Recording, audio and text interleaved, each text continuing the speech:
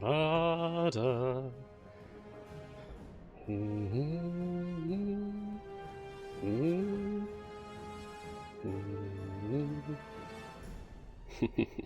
It's nice to see everyone in the chat. Hey guys. Okay.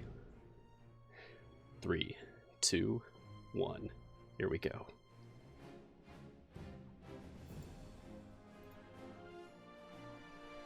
Greetings, champions! Welcome to Mars Guiding Hand.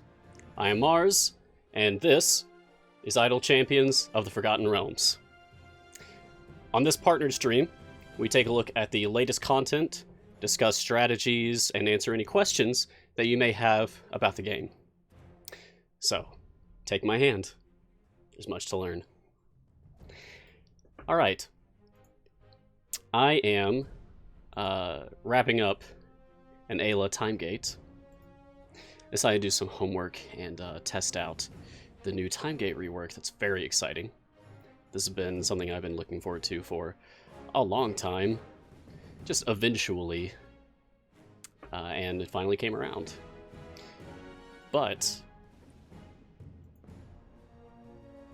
hey, there's the pop-up. Excellent. Hey, don't forget to get this chest code right up here.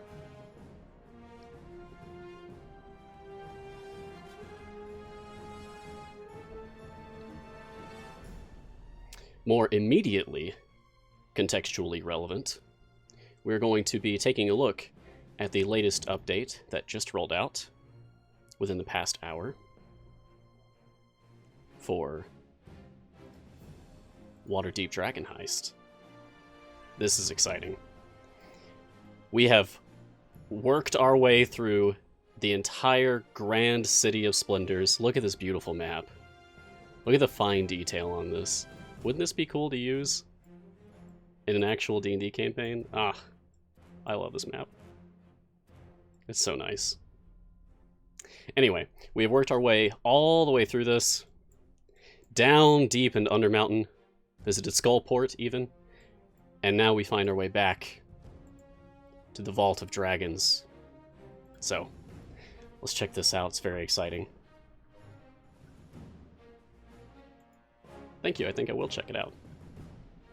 Let's put some familiars down. I have a lot of favor here, so this is not going to be an issue.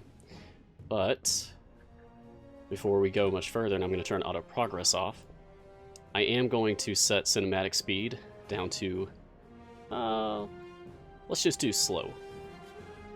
Yeah, because I would like to experience the story. I always do this for my first run of something. That's not what I want. I want the journal, so I can read the start. You want me to do this with a voice? Let's see. Oi, elf! You feeling better after a bit of Celeste restoring? I suppose. Everything's foggy, though. Like I can't quite remember certain events that have happened recently, preventing Naeli from questioning me on them. Convenient. Isn't it, though? Less speaking and more sneaking, both of ye. 'Tis a safe bet that there's more of the Castellanter's devil-worshipping lackeys down there, and them Zents ain't likely clear out on their own. Alright, let's move on. I enjoy doing voice stuff, but I won't do it for the whole stream, don't worry. But here we are. And who would we like to use for this? I am feeling... I do want to use Morgaine. Oh, how about an Acquisitions Incorporated team? Like, incorporating the C team as well, if we can. That could be fun. To kind of go along with Morgaine.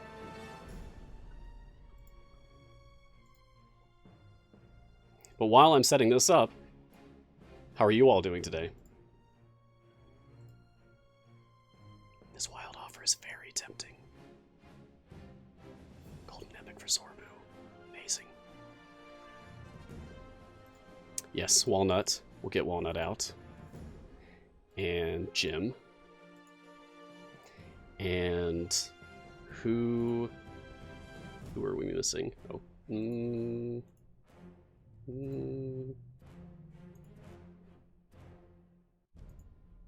There's so many.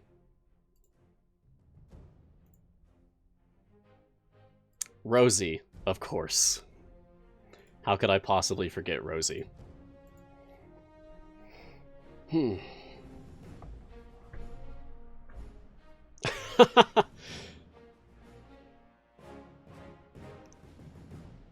Someone in the chat says they are watching, but they have me muted because they don't want their students to know that they're watching Twitch. Careful.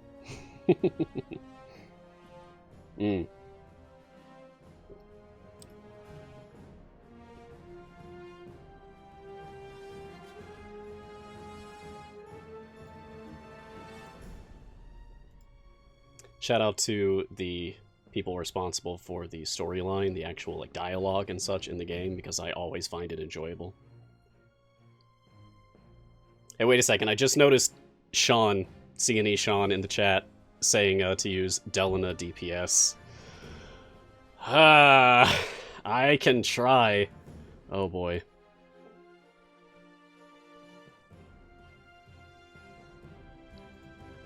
How about on the next run? Once we wrap this up, I'll do Adele and a DPS for the next run.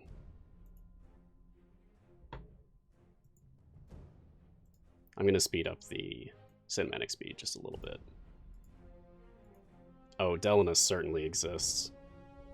Delana can be a fun formation to put together. Certainly not optimal, as is the running gag for years now. Poor Delana. But she's better than she used to be, and that's always a good sign.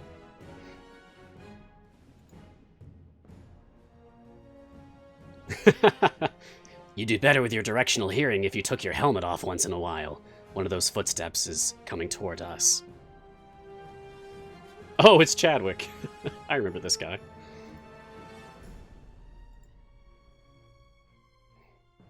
No, Jarlaxle has a good point. Maybe Brunor should take off his helmet, perhaps for a skin in the future.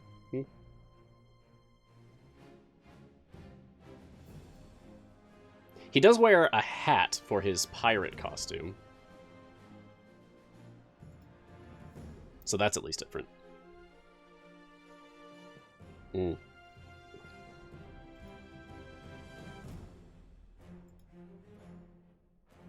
Perhaps a small chance? Alright, go away, Wild Offer.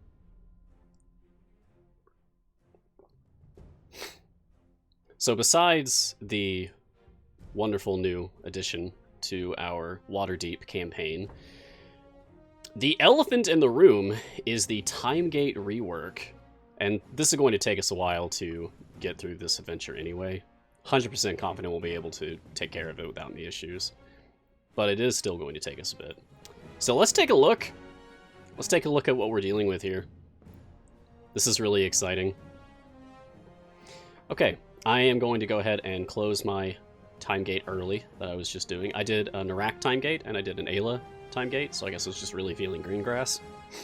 They were among my lowest geared champions, so.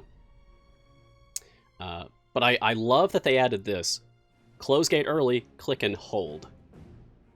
There's just that little extra level of protection against accidentally closing your time gate early. Not only do you have a confirmation prompt, but you also have to click and hold the button. That's excellent. Yes. Go away! Okay, sure. I will convert to Torm. Why not? Now, this is great. This I love dearly. This feels like what time gates should have always been. It feels right and good now. So, new time gates. You can now choose any time gate you want. You're no longer limited to just 3 for manual time gates. I believe natural time gates will still show just a selection of random champions to choose from, but manual time gates, the kind that you get by spending 6 time gate pieces, like you can read up there at the top, you can now choose any event champion. You can unlock them, gear them up, etc. And how it works has changed a little bit as well. Thank you, Sini, for confirming what I just said about natural time gate weekends.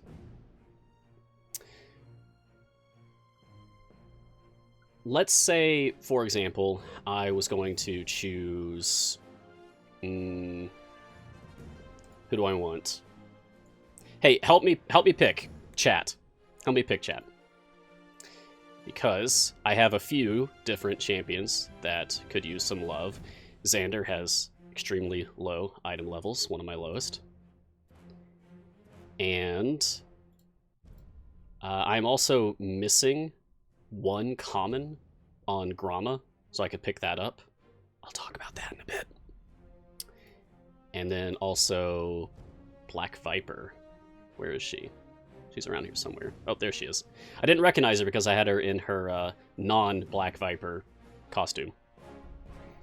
I'm seeing a lot of Rosie in the chat. Alright. Well, I'm seeing a lot of Rosie. Okay, sure. I'm doing this for you. Ugh. Here we go. Come on, Rosie.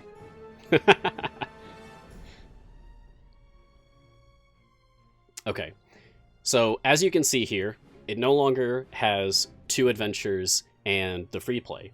It still has those, but also one of Rosie's variants from her event for another gold event chest for her, if I manage to complete it.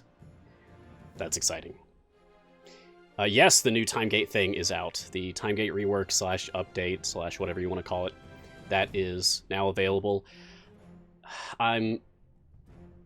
I've heard that it might not have rolled out for certain platforms, like mobile. But as far as I can speak for Steam, it's out. And yes, this is my main account, someone is asking. No Apple yet? Okay, thank you, Peter. Since I'm currently in an adventure, I can't actually start my Rosie Timegate, but we will as soon as this is done. That's a good portrait.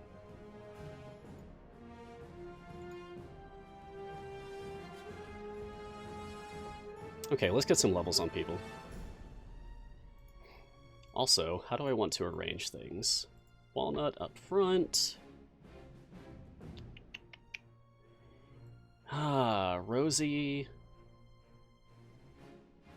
Rosie and Jim. Sure, that's good enough for now. Who do I want to use alongside them?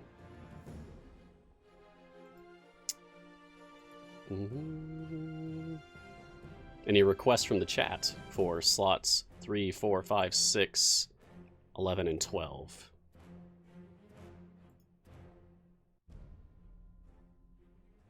I need another tank.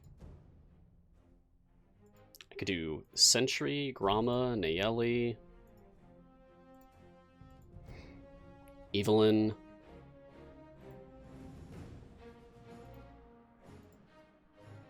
Archon. Sean says Sentry. And Sandy says Artemis. Okay, we can put Artemis in. And let's put Sentry in. And what else am I seeing from the chat here? I'm also seeing Evelyn. And Strix. Okay. Artemis Tank.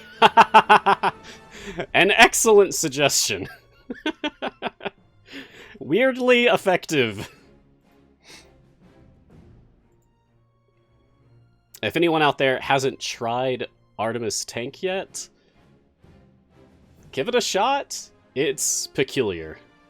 It's certainly a unique experience. Yeah, we can't set up Artemis Tank with this formation. Boy, this is an eclectic grouping. Alright, I'm going to start arranging things.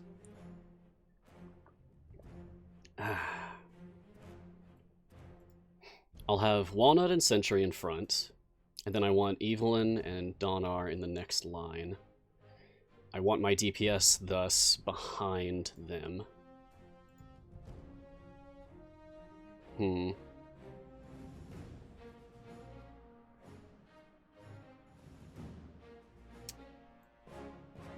I suppose? Ooh, Jim or Rosie, or Artemis. Yeah. If I set Artemis, because the way Artemis Observe works, he can observe even if he's also receiving the buff.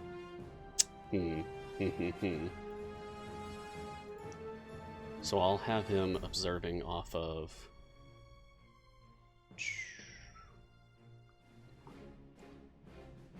Let's just do this for now.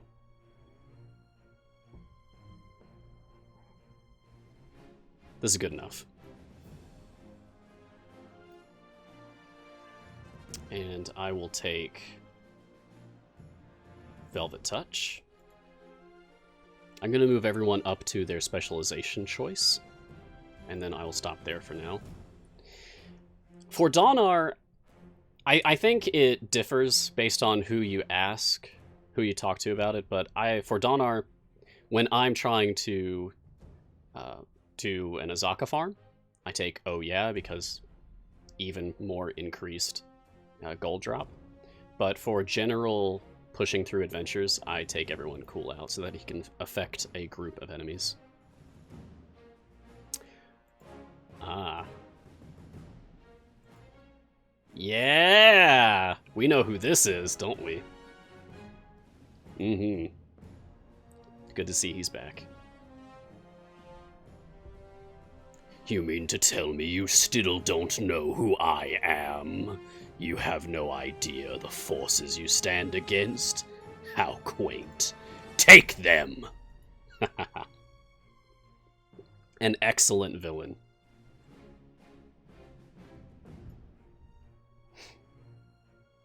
We are not using Dritz or Catti-brie, so I will take Observance Friend.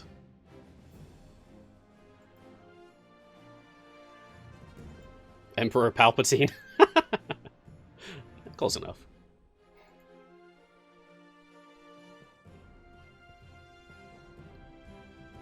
Morgane where Donar is, so she gets more adjacent. Yeah, sure. Absolutely don't mind shuffling people around.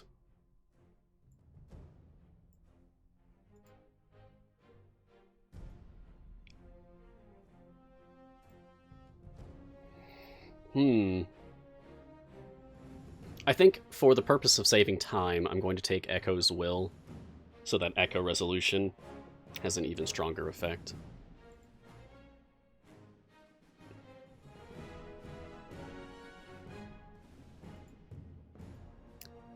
For Evelyn, I am, of course, going to take Fighting Style Protection. You only want to take Fighting Style Compel Duel for her, or just Compel Duel for her specialization, if she is actually tanking. Especially if she is the only tank. If it is a single tank formation, then if Evelyn is your tank, take Compel Duel. Otherwise, generally always take Fighting Style Protection. Sir Mushy asks which champs are in next event, trying to figure out event, coming, sort, and time gates. Okay. So besides the fact that you can check out the sorting in the reworked time gates, I have also created a visual aid that you can refer to, that you can find on both the Idle Champions official Discord and official subreddit. But the next event will be...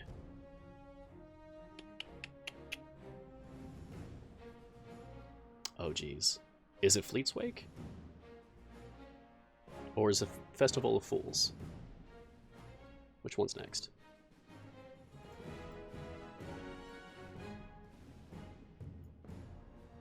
Oh, it's Grand Revel! Okay. Yeah, you can go to your Events tab and scroll all the way down. So this will be Birdsong and Paulton coming up next. Good stuff.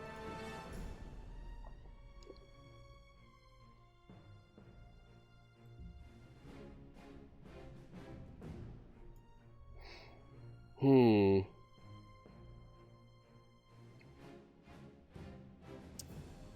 Hmm. How many magic users do we have in this party? Donar, Strix, Cathris, Jim himself. That's enough. I'll take Is There an Echo in here? Okay, now, Walnut. I want her to affect Rosie and Jim and Strix and Artemis. I typically only take extended warranty, and I just make sure to put my... Whoa, what is this, boss? Whoa, that is so good! Oh my gosh, look at that! Wow, that is nice. Segmented health? No, is that armor? That's armored, okay. Wow. You know, I'm gonna take familiars away. I want to see this. And it splits! Oh! Bravo. Well done, both art team and adventure designers. Black pudding boss that splits as you fight it. Very cool. Yes, more of that, please. That is fantastic. More unique boss fights. Love that. This is genuine joy right here. Nice.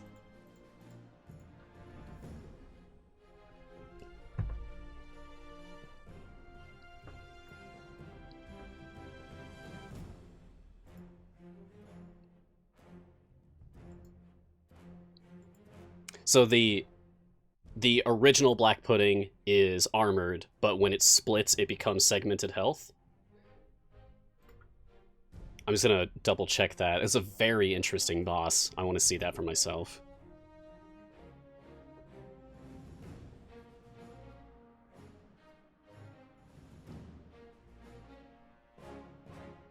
Okay, that is certainly armored health, starting off. That would be very interesting if after the split it used a different health mechanic.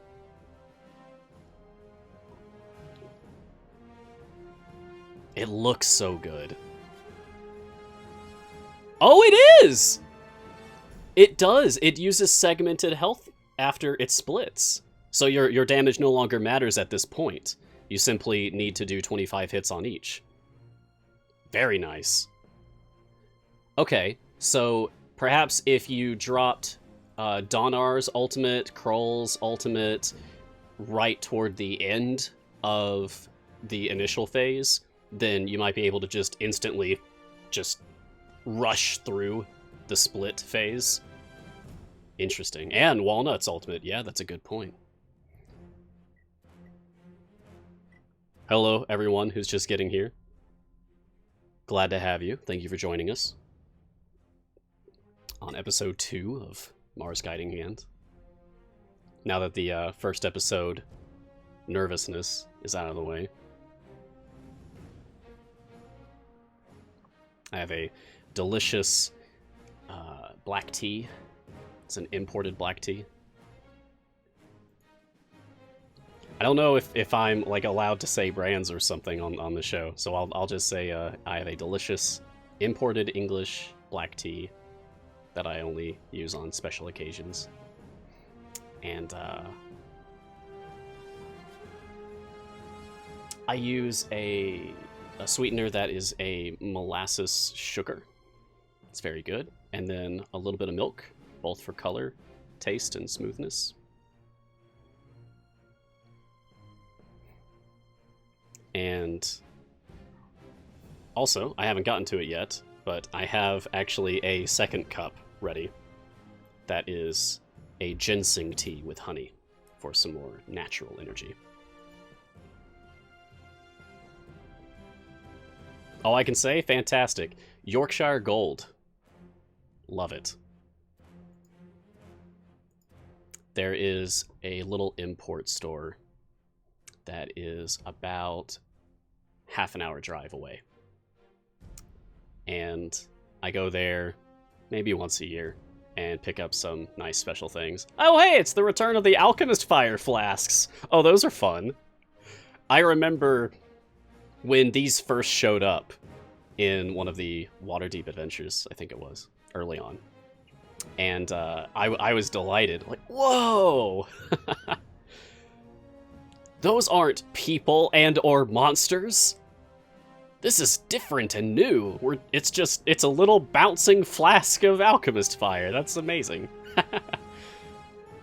I love how quirky this game can get sometimes.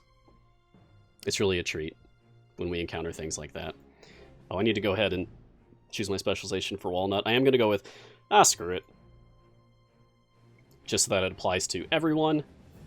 Now, Strix, Jim, Rosie, Strix, Jim, Artemis are all getting that. And then Artemis should be observing off of them as well. Oh, Margaret, is that you in the C&E Games account right now? Fantastic. Tell us about PAX. How'd it go?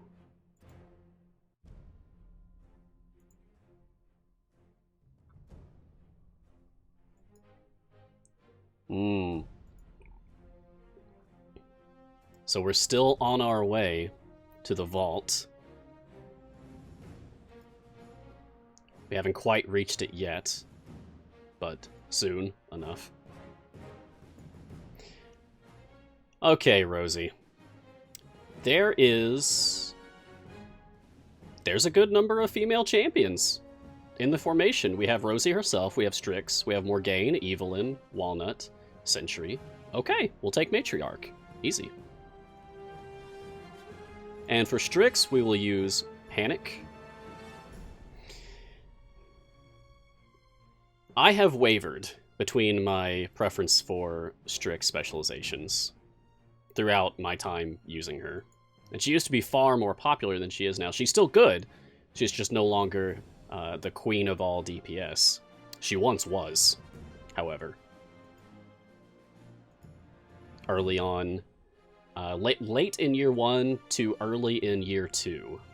Strix had a long run, many months, as virtually the top DPS bar none in the game. And she's still a fantastic character to pick up and to invest into. I'm going to take Panic.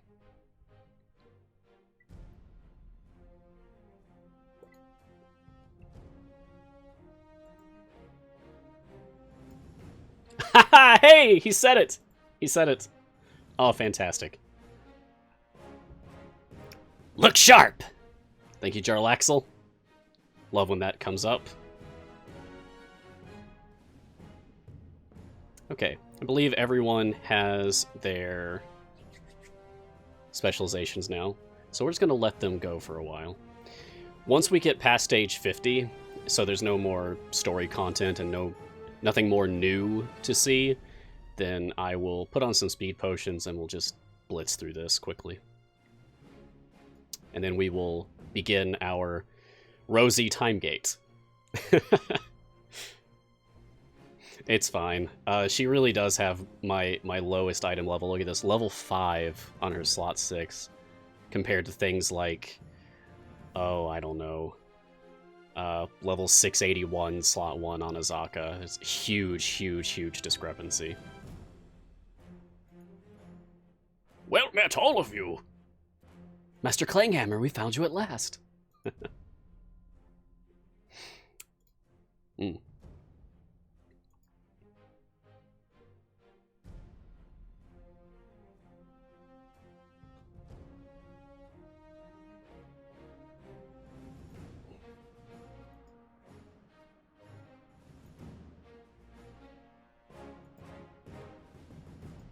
My envy goes out to all of you who are able to attend PAX. Sounds like it was a blast. Love to attend that sometime. I got to go to Gen Con for the first time last year, and that was fantastic. But I have never been to a PAX.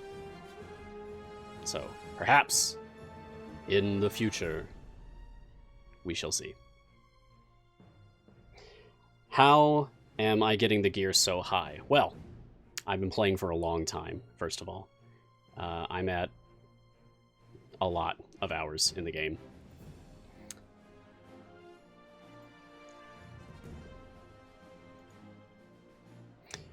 As for my specific methods used for farming for item levels, it is easier to gear up your evergreen champions, that is to say your core 12, plus any of the unlockable non-event champions, Dritz, Azaka, Hitch, Dragonbait, because their gear drops from the pool of gear that you get from regular silver chests and gold chests. I don't have a regular gold chest right now. I have an Ayla gold chest. We should go ahead and open that. Ooh! Hey! Okay, new time gates. Thank you very much. Thank you very much, new time gate rework. Very, very good. But for farming for chests quickly, pick one of your favorite adventures. Different people will recommend different ones. Some adventures go faster than others, and some go faster under specific circumstances, such as with patrons versus others. There's a bit of discussion to it. If you get on the Discord, I'm sure people will be happy to talk you through like details of that. But essentially it boils down to pick adventures that you like and just run through them over and over and over. Get to your wall, reset, go again. Get your wall, reset, go again. Get your wall, reset, go again. Over and over and over and over. The faster you do it, such as with using speed boosting champions like Shandy, Deacon, Sentry, Minsk, technically Xander. The faster you do it, the more rapidly you shall accrue your chests and gems, and thus item levels. My highest item level right now is 1302. I think that's on Calliope. Yep, 1302 for slot 4 on Calliope. Again, compare that to level 5, slot 6 for Rosie. Rosie needs help.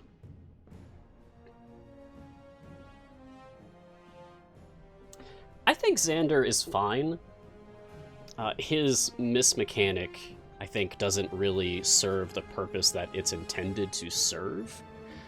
But the buff that he gives to your formation for the column behind him is fine.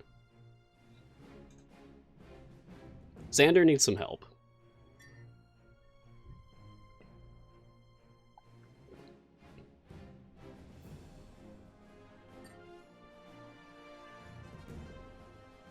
Someone in the chat is asking for advice for purchasing either gold chests or silver chests. And I'm actually collaborating with Garwar in the chat right now for making a visual aid guide to talk about some strategies for spending your gems.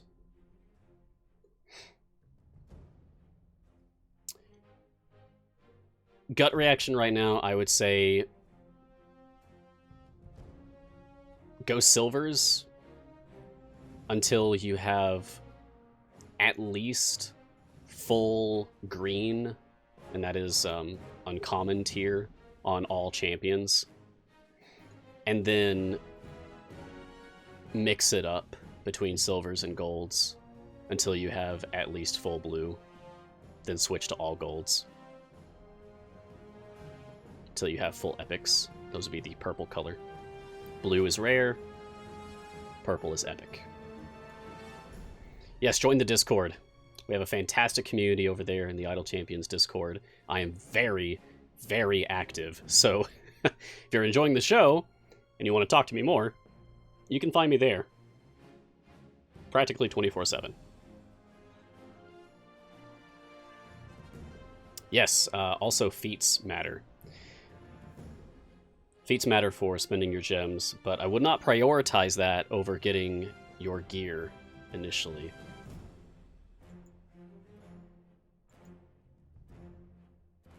Once you have at least all blue gear, then I would consider picking up specific feats for specific champions based on the kind of formations that you enjoy using.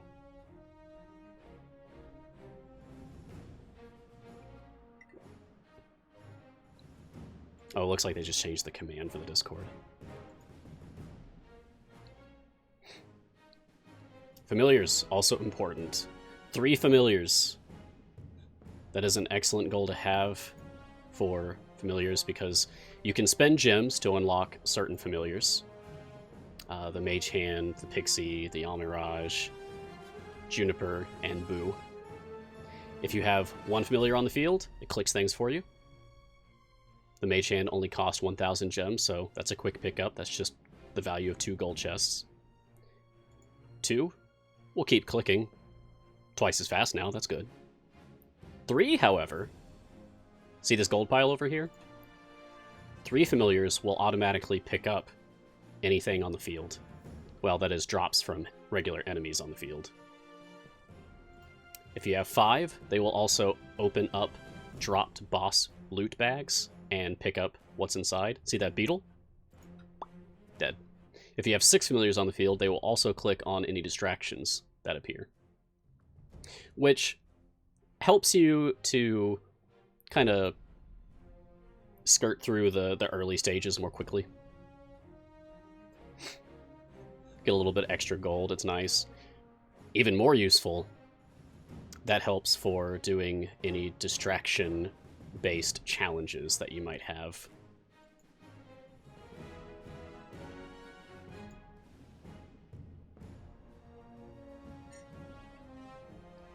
I have a command?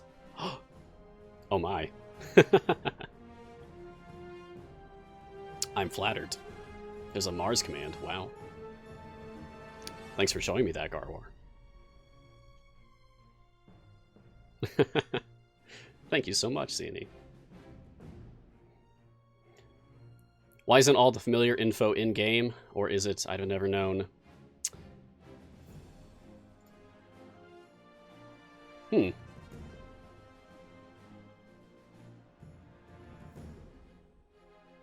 Yeah, I don't think it is it? One of those things that probably needs a little FAQ button, maybe. Oh, poor Deacon.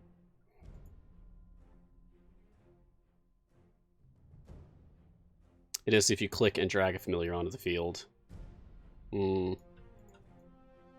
Ah, there it is. Excellent. Good, good, good, good, good. It was just a little tucked away. Thank you for pointing that out, Zeke. Okay.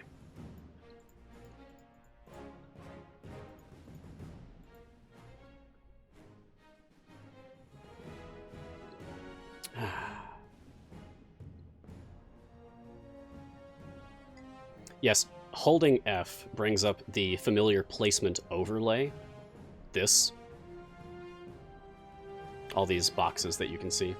This is highlighting all the different places that you can place your familiars. This is the true heart of the Vault of Dragons. Excellent. We're actually here.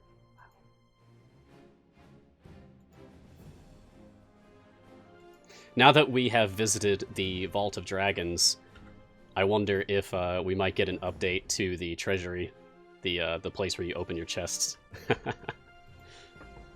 It looks very appropriate for that screen.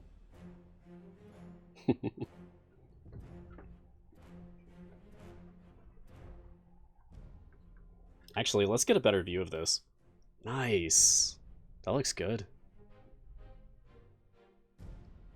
I like the subtle detail with the shields in the background, how some of them are tilted and they're not all tilted in the same direction. I love the little subtle things.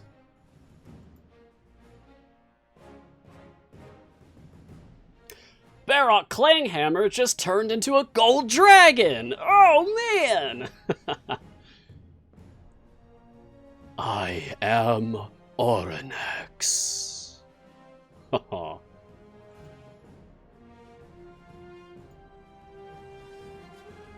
The Vault of Dragons is guarded by a gold dragon. Spoilers. Very, very cool. Is this our first gold dragon in Idle Champions? We have had red dragons, white dragons, bronze dragons? Have we had a gold dragon before? I think this is our first. Hmm.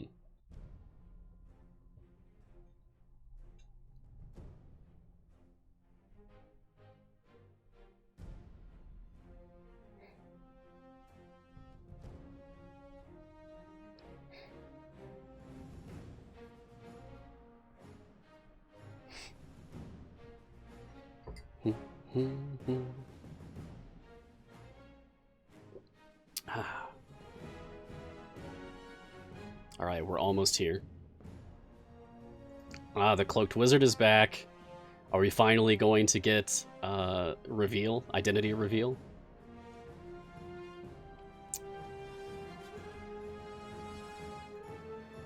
This is so cool. We're teamed up with a dragon. Awesome.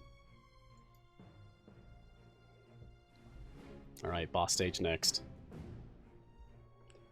I'm going to take the top screen UI away so that we can see this epic final battle a little better. I'll take the familiars off too.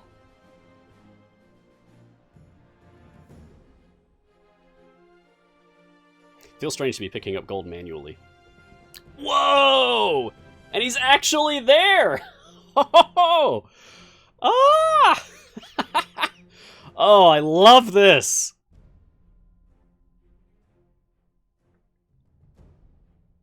Wow! Haha. Stand, coward, or will you flee again from the justice you deserve? This fault is not yours for the taking, wizard. No, I should have realized. But you are too foolish to see. So, let the truth that has eluded you all this time be the last thing you ever learn. Kill them all. Manshun. We finally got the face and name reveal. Woohoo! Fun. Whoa! Whoa! Whoa! Whoa! Another unique boss mechanic. Whoa! Look at that! That chain lightning hits the entire formation? Okay. Okay.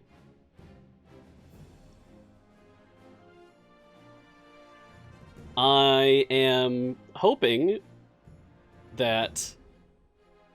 Is there something I'm missing here? Nope, that's what I was waiting for. Because in the dialogue, Oranak said he's going to use his fire breath to overwhelm the mage's defensive magic. I was just waiting for that to happen. And it does look like now we are dealing damage, even though we can't really see the health bar because it's hiding behind the boss powering up bar. Need to just kind of boost that boy up a little bit, just like an inch higher. That is extremely cool. There is a wolf in my party, Dragon. Technically, her name is Walnut. She is a druid, and she wild shapes. Oh wow, this is actually a close fight. Look at that! We lost half of our formation! Oh man, that was exciting. Very cool. The fight. Champions, how do we fare? The fight's done, friend, and that dark-souled Zent is done with it. Can that truly be it? The Xanathar isn't here. Did Manshun's forces destroy the Beholder? If they did, it would be fine justice for the city. But whether or no, we need to secure the vault once more. I allowed the bargain I struck with Neverember to hold me here too long. It is past time that this gold was returned to the people. Ha ha! Nice. 'Tis a good day for Waterdeep. Excellent.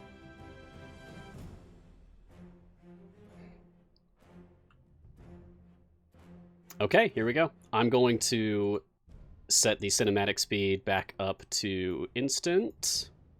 And I'm going to throw on speed potions. And just kind of blitz through the rest of the 150 stages that we need to cover.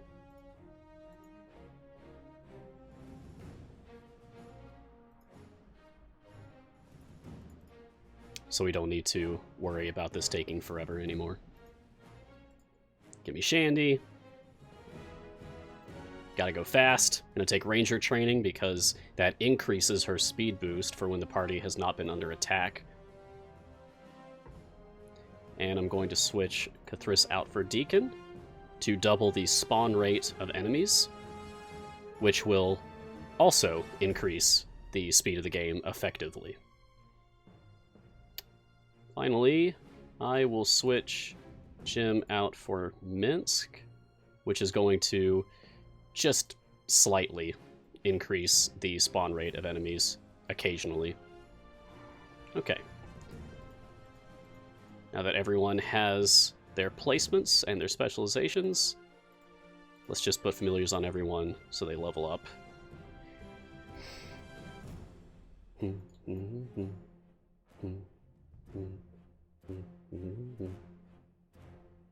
Why are we not advancing? Oh, because I don't have familiars on the field, of course.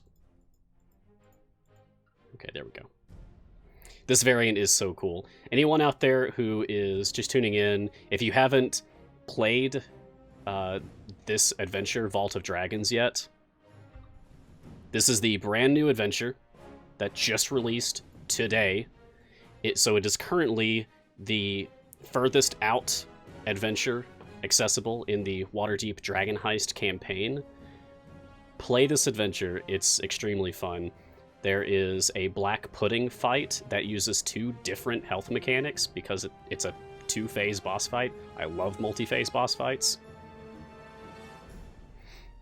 And then, of course, the final boss itself, you're teamed up with a gold dragon to fight a terribly overpowered evil mage,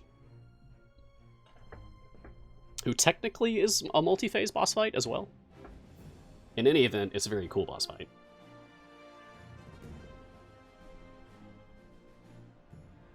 I do have a lot of familiars. I don't have them all, however. I am still missing 1 familiar currently. Let me see here. If I go to my shop, I go to the packs. I don't have Founders Pack 2 yet, which has the Crowy familiar. Fantastic flavor text and with joke. That's the only one I'm missing right now. My favorite familiar has got to be the gift mimic that they originally gave away for the anniversary event for Idle Champions. You can still get the gift mimic through wild offers on occasion, but that is the only way to access that familiar now. Likewise for Iris. This is just the base adventure. We're going to see what the variants are when this has concluded. I like the fairy dragon as well, but I'm not a fan of its animation. It's a little jerky, especially at high speeds. So I try not to look at it. But it's very pretty.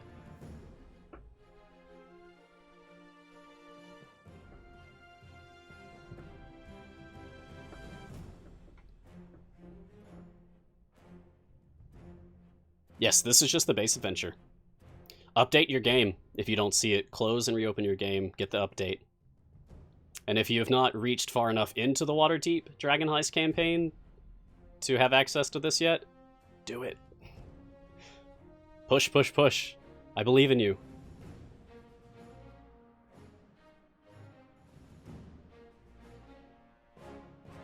Supply, I completely agree. The final fight, you have to approach the boss fight differently. I'm betting there's going to be a lot of players out there who assume that it's just like any other boss fight, and as soon as it starts, you just, like, oh, there's armored health on this? Okay, blah, blah, blah, blah, blah, all of my ultimates. And they do nothing. Because you have to wait for Aranax to use the Fire Breath attack. Now, what I'm curious is if Aranax's Fire Breath attack is on a timer, or if it's doing something like waiting for the team to make X number of attacks that fail before it triggers the Fire Breath. Because in that case, it might be a good idea to make it go faster to use champions who rapidly attack, just like very very quick attack speeds, very low attack speed cooldowns. But that's just an if. I don't know. We could test that. I still haven't gotten Dragon Bait yet. I've been holding off on it in the interest of possibly doing the unlock run for Dragon Bait on this show, on this stream. Because I'm sure there are some players out there who would like to see that done live by an established player. Something like a video guide. But it also means that I haven't gotten a chance to play around with Dragon Bait and really learn its mechanics yet.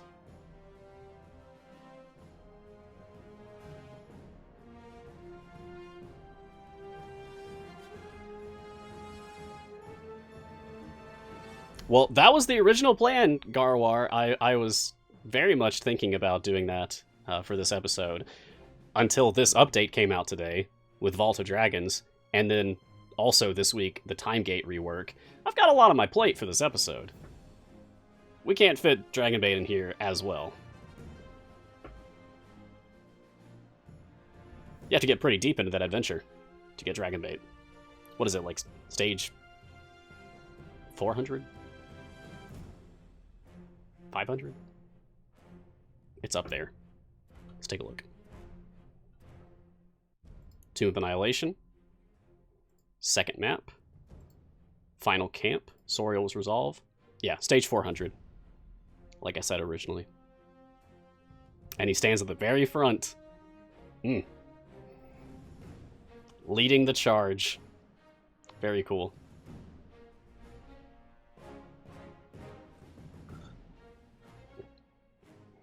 Yeah, shout out to Valindra, the 8-phase boss fight that you have to do to get Dragon Bait. Wow. That is a tall order.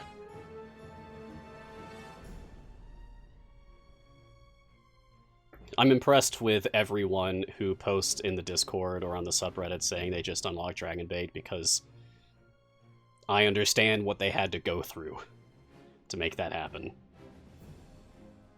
It's true, I do really enjoy multi-phase boss fights, especially if the mechanics change. My favorite boss fight in the game... It might be the Manchun fight in this now, come to think of it. That might have taken my new top spot. It's definitely in... Oh, here we go. Here it is again. Oh, he also disables ultimates. Okay, so the champions that get Chain Lightninged are also getting stunned. It's not stunning all of them. It looks like the Chain Lightning hits everyone, but it's not stunning everyone. Is it a chance to stun? Oh, there is flavor text there. Let's back that up. Manchun casts Lightning Bolt on all champions. For every 2 points the champion has with a noted ability score above 10, there's a 15% chance a champion will save against the Lightning Bolt and ignore the effect. Lightning Bolt, dex save. On a failed save, deals full damage and stuns for 4 seconds. On successful save, deals 75% of its damage. I love it. I love that ability scores matter more as the game continues to be developed. Delicious. We first saw a saving throw simulated mechanic, I believe, in the Sea Hag boss fight, which is in another Waterdeep Dragon Heist adventure. Oh, let's see, which one is that? No. Enter the Sargoth, this one. That's the portrait for the Sea Hag right there. So I'm very pleased to see another type of saving throw boss fight ability. Yeah, more saving throw bosses. That's an extremely cool mechanic. More of that. It works very well for this game. Because now I might think, okay, would it behooved me to build a formation that specifically has moderate or high dex characters, dexterity-based characters. In which case, I'd probably do a Zorbu formation, since Zorbu has Hunter's Pack. Hunter's Pack increase the damage of champions adjacent to Zorbu by X%. If they have a dexterity score of 15 or higher, also affects Zorbu himself. So, if you want high dexterity for the Manchun boss fight, Zorbu's a good way to go. Zorbu is an excellent DPS, one of the top DPS characters in the game right now. As well as being a support character that buffs himself. It is hard to argue with that.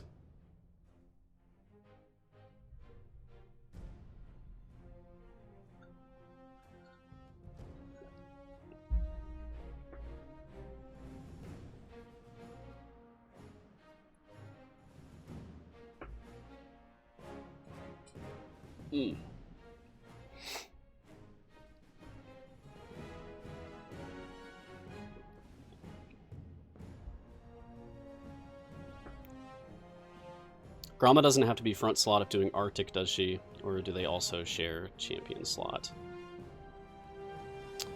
No, Gromma does not need to be in front if she's doing Arctic. I pretty much never put her in front if I choose the Arctic specialization, which is what I most often choose. We never gave Morgaine her specialization. Okay, let's see what she has. Morgaine has 3 specialization choices, which is a lot. Well, that is to say, she has 3 different specialization upgrade levels, and each of those has multiple choices. Makes for a lot of different combinations. Initially, her paid up front buff is only affecting adjacent champions. But I want it to affect all the way in the back here. I want it to hit Artemis, or failing that, to touch any of the adjacent DPS to Artemis. So, I will take Stay Out of My Way. Or do I want Keep Your Distance? Either one would be the same effect. Okay, I can always use a respec pot if I need to. I'll take Keep Your Distance. Now, her second specialization choice. Do I want a simple flat increase, or do I want a specific type of increase? She has 4 adjacent, so type formation would be 300% to be the same as Keep It Simple. So if I want to move her around, I might as well take Keep It Simple.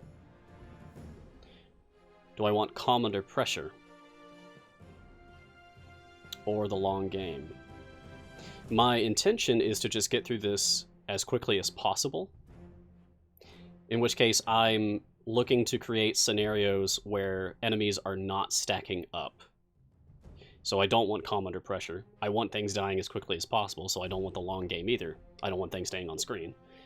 So I'm just going to take Keep It Simple. And when she gets her next upgrade again, I will take Tight Formation. Okay, so look at that. We're over E100 DPS now. Who's our top DPS? Hey, it's Artie. Good old Artemis.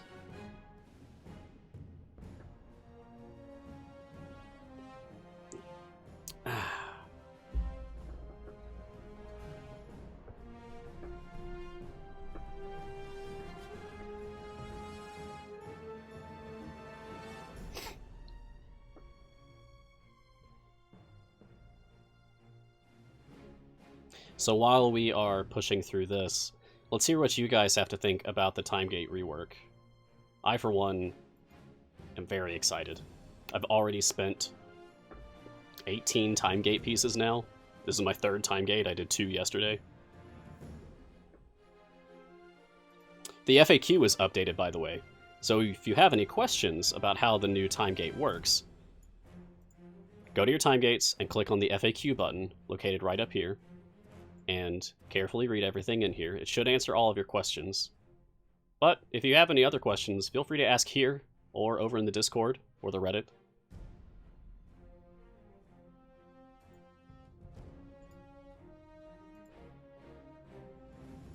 There are some excellent new features.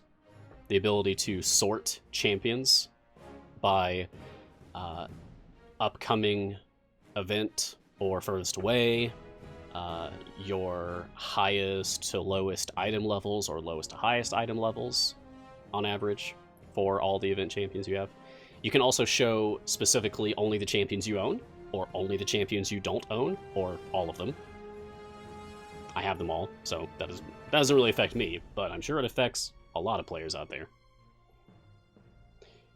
As the game continues to be developed and we're getting more and more champions, one every 3 weeks, and then occasionally bonus champions on top of that with the evergreens, like Dragonbait was just released on New Year's Day 2020.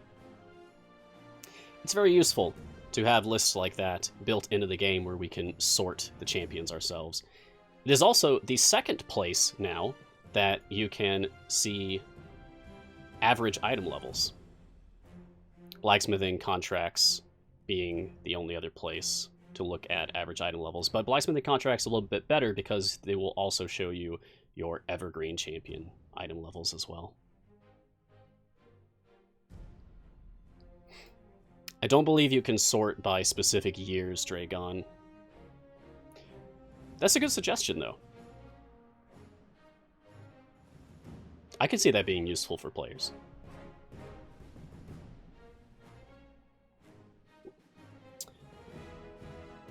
Neo Gabby, you are looking forward to trying it once the free one hits.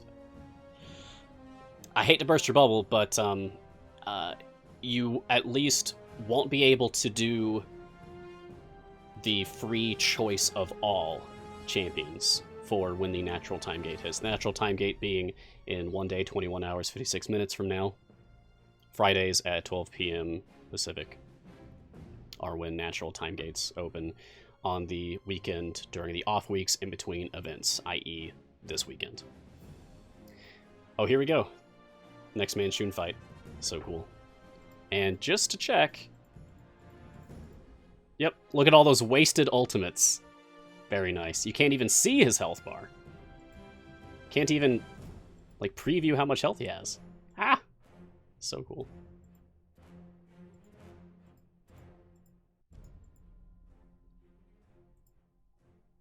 Go team. Woo!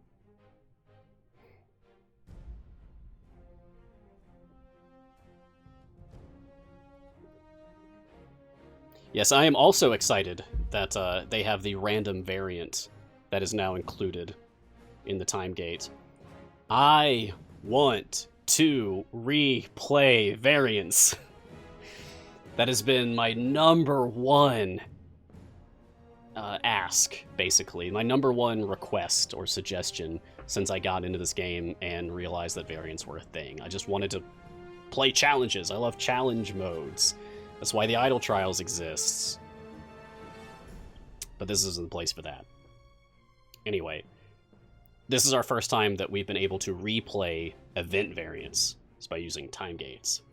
So you can bet I'll be doing that a lot.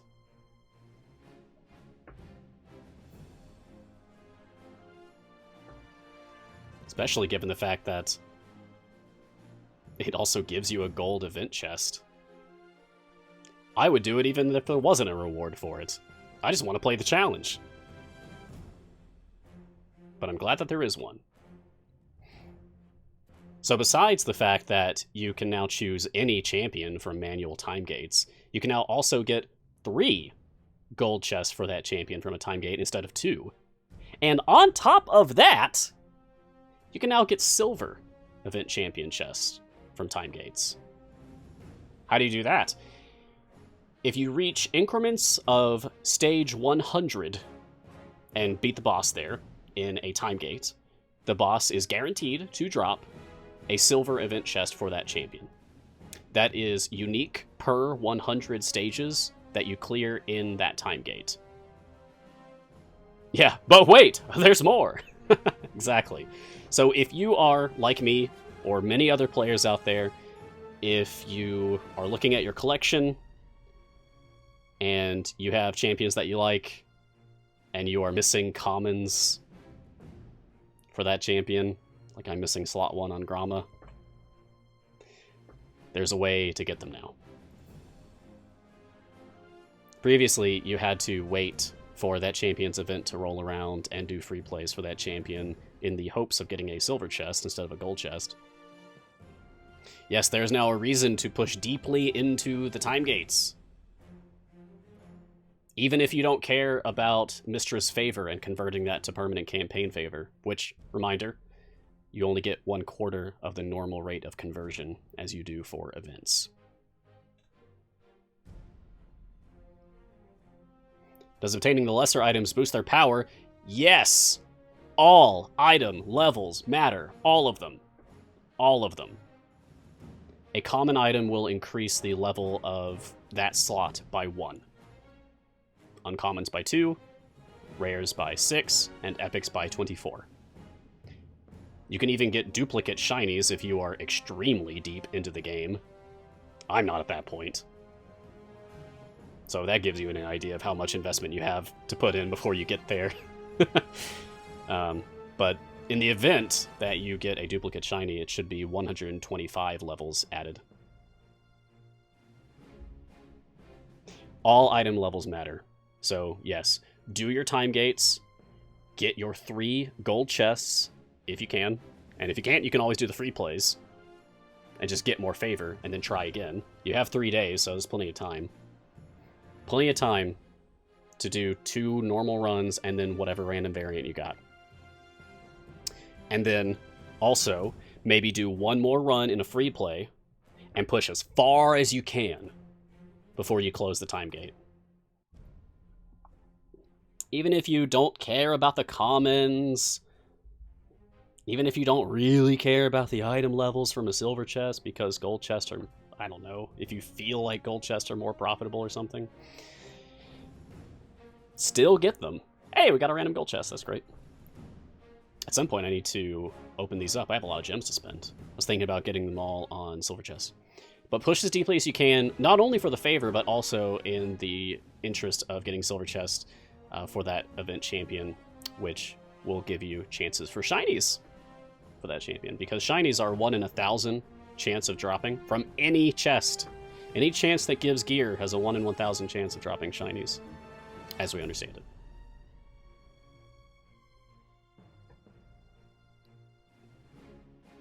Yeah, take the opportunities you can. That's a succinct way of putting it. I agree.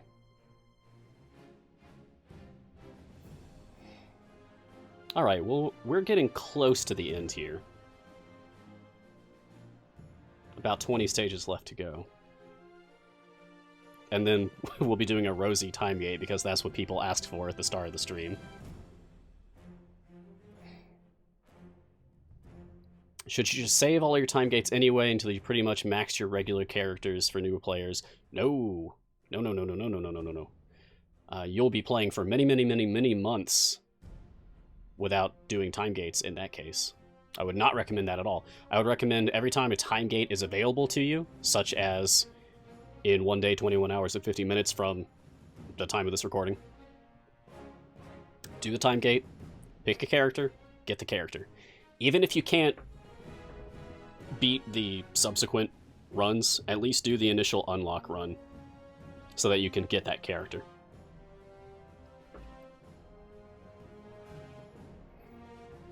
That is the entire chest, I believe, that has that chance. My understanding is that, like, optimal shiny grinding, you just go for silver chests, which is what I'm going to be doing today. I got 5608 gems to spend. That's a few silver chests. Should you save characters' chests that you get from codes for characters you don't yet have? Well, that depends on who you ask. Some people will tell you wait, like for newsletter chests. Wait for whether you have evergreens that are counted in that chest or not. Some people would advise you to go ahead and open them because you don't have those evergreens, so that it gives you a chance of getting gear for the non-evergreen champions that are among that pool for that newsletter chest. In any event, if you open a chest that gives gear for a champion that you don't yet have, you still get that gear, and it's on that champion. You just don't see it yet because you don't have that champion yet. Once you unlock that champion, you'll see that they already have that gear that you got earlier for them. I hope that answers your question.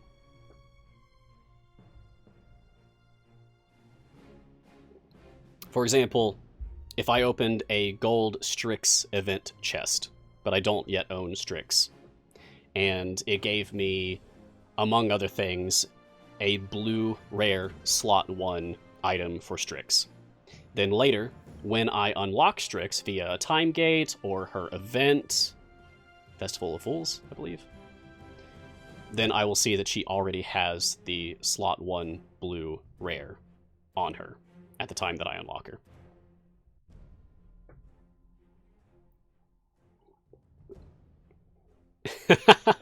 We've certainly found most of the hidden codes by now, I believe, C&E. But not all of them. It's exciting. It was nice to see the initial burst. The rush of activity. That was so exciting on the Discord, on the Reddit, just in the community in general. Seeing the immediate bustle of activity from players as we all just rushed. I know, I tried about 100 different things. It's a lot of fun guessing these hidden codes. It was a very fun idea that started last year when Dylan put together this list of hidden codes for us to start guessing. It's been really enjoyable. It generates a lot of discussion as people try to figure out, like, oh, what strings in the game could make for codes. And some of them aren't strings from the game. Some of them are, like, recently Brahma Lucier, a character from the Acquisitions Incorporated lore, I believe, turned out to be a code. But that's not something in the game at all. Just a fun code. Die, Manchun! Die! You've plagued us long enough. Get out of this vault. Alright, we're done. Promise from the C-Team show? Cool. Okay. And that's it. Thank you, Vault of Dragons. Very fun. Let's check out what variants we got for this, if any. There's gotta be at least one.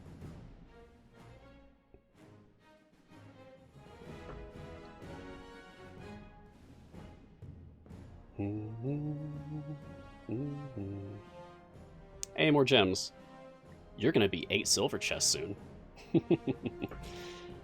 Okay. Vault of Pixies! Oh no. More of these infernal pixies writing things. Okay, and Champions of Waterdeep as a new adventure. Hey! Okay, cool. We have enough time to either do this or to jump into that rosy time gate. What do you guys want to see? We did Vault of Dragons. We saw, like, the whole adventure dialogue for that. That was really fun.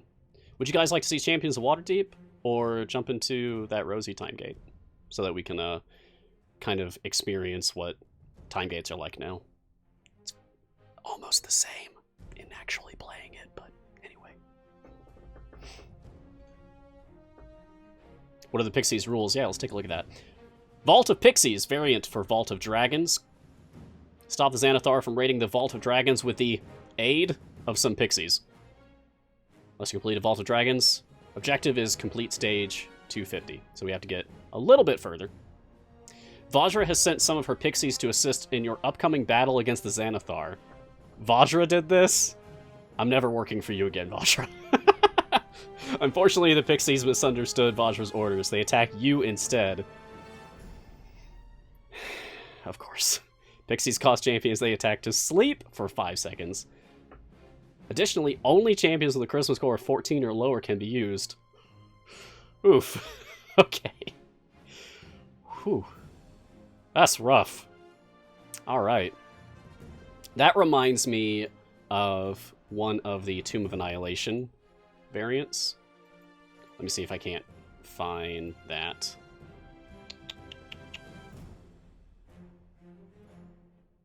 Struggling toward Omu is only champions with a score of 13 or lower can be used. Okay, so this is the inverse of struggling toward Omu.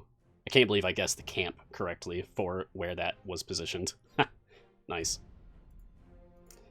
Okay, so the inverse of that, and then on top of that, also bonus enemies that put you to sleep for 5 seconds. That's a rough ride. Okay, let's check out our time gate. Starting from scratch, boring. Oh, I politely and humbly disagree. Not boring.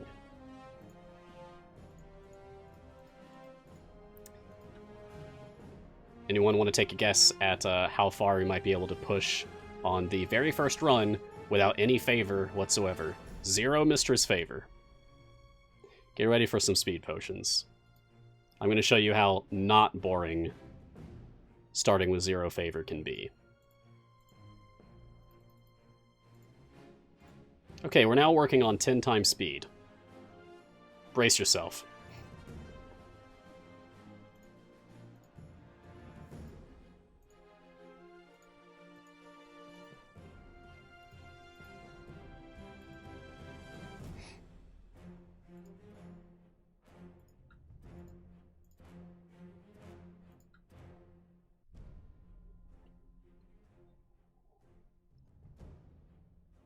Starting from scratch, truly, would be to have absolutely no gear on anyone and have your achievement bonus be like rock bottom, which mine is far from that, 4,096% right now. So there's plenty. Also blessings. We have all of the Torn blessings, all of the Kellanvor blessings, all of the Helm blessings, all of Tiamat's blessings. And on top of that, global patron perks. So we have a lot going on that's helping us to not be starting from scratch.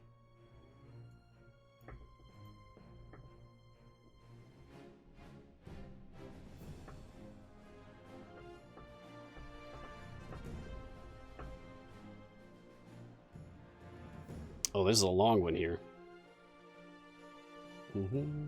New player. Started only about a week ago. Hey, welcome to Idle Champions.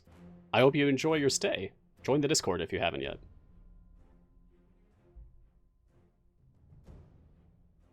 You managed to unlock all 3 characters in the event your first week of playing the game. Hey, congratulations. That's tough for starting that early. Like, starting the game and during that event that you just started in, unlocking all of the available characters. Nicely done. That's impressive. You also filled all of their gear slots. Wow. Yeah, you are definitely on your way. That's a great start. And you completed all the variants. Oh my gosh. Yeah, I would absolutely recommend jumping into time gates. Save up your time gate pieces that you are accruing. You're going to get 1 time gate piece roughly every 5 to 6 days, with a random chance dropping from a boss that you fight once that cooldown has gone through. Save them up for a bit until you feel more confident, like until you feel like you understand the game better and you can make more, I don't know, more insightful choices into which champions to pick. You can also always ask for advice on which champions to choose for your time gates. For the time being, just do the natural time gates until you feel better about it. So in... it doesn't say here, it only says on the preview. Okay, so in 1 day, 21 hours and 39 minutes, get on the Discord, post your selection of random champions that's assigned to you. It's different for everyone, by the way. Ask the people there what they would recommend to get. I guarantee you people will help. Oh man, it's the Frost Giant. Okay. I forgot that we have to deal with the Frost Giant here. Woo! Alright, made it. Hey, look at that. We're gonna keep going. How can you speed up? Speed potions, my friend! Speed potions. And since we have 10 times speed on, we don't actually need Shandy out here.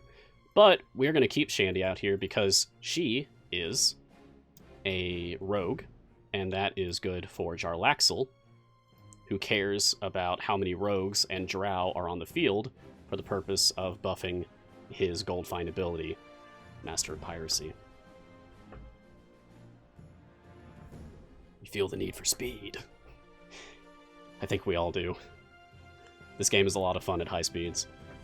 And then it feels so lethargic when you go back to normal speed. Time dilation is real in Idle Champions, apparently. It's a strange sensation. Normal speed feels slow.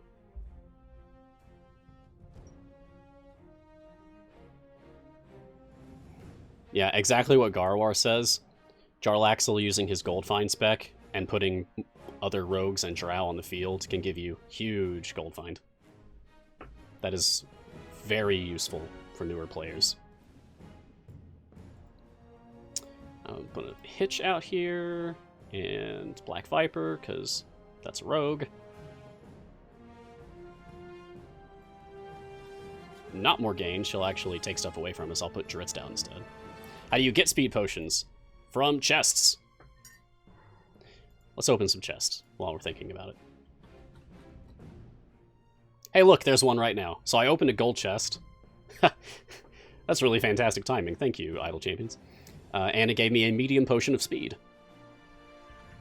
I have medium potions of speed turned on right now, as well as large and huge size. They stack up to a cap of 10 times speed.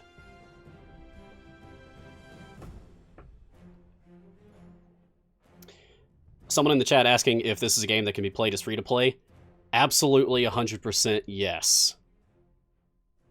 Yes.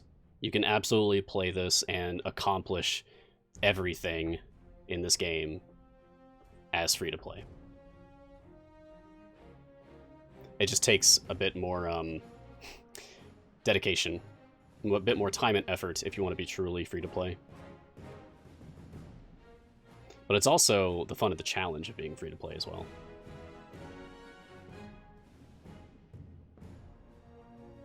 I'm going to guess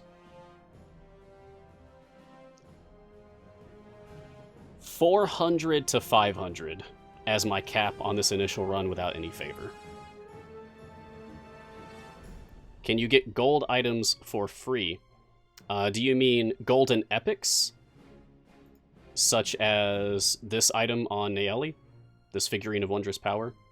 You can, very rarely, get some golden epics for free. There are special events or giveaways that happen every now and then, and you can get golden epics through those. And anyone who doesn't know, I see some people chatting about it in the chat here. Sign up for the newsletter. Open up your main menu if you're a new player, if you haven't done this already. Click on newsletter, and it will ask you to put in your email, and it'll sign you up for the newsletter. And then every single weekend, you will either get an email that gives you a chest code that you put in, and you put in chest codes here. You just type it in here. Which reminds me, we need to redeem my code.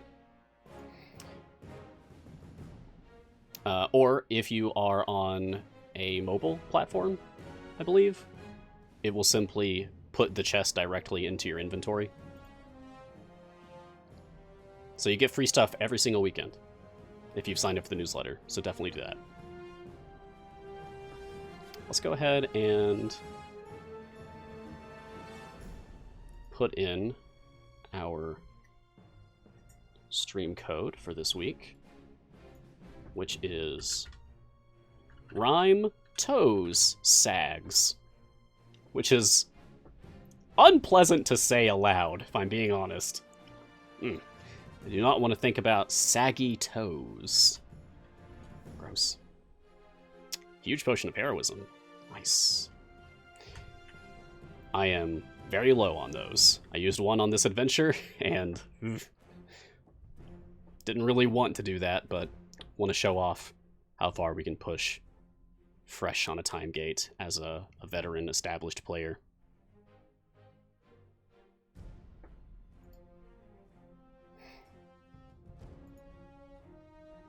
Oh, hello, Hitch. Goodbye, Hitch.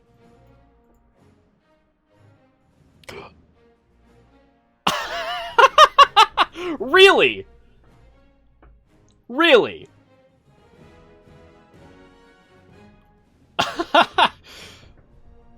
Okay. What do we got? It's Minsk! Hey!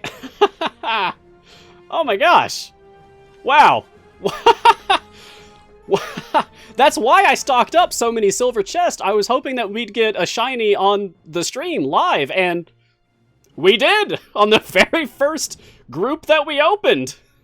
Well, fantastic. Great. That would be for... Okay, it is for his slot 6 ultimate cooldown, which was already maximized. So that doesn't really help me, but it is very cool. Now he's got some shiny shoes. Got some shiny buckles on those shiny boots. Alright, let's open some more. That was great. Yes, you can get shinies in silver chests, and if you are specifically grinding for shinies, that's what I would recommend. That's what I'm going to do. But golden chests are not to be ignored, because you can get epics, and you can get bounty contracts for tokens during events, and you can also get feats.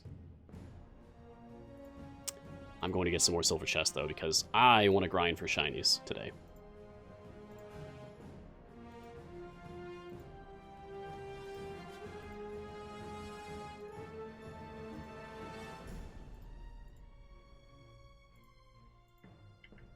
Okay, how can you unlock new characters? A couple different ways. So, first, you can purchase them in the shop.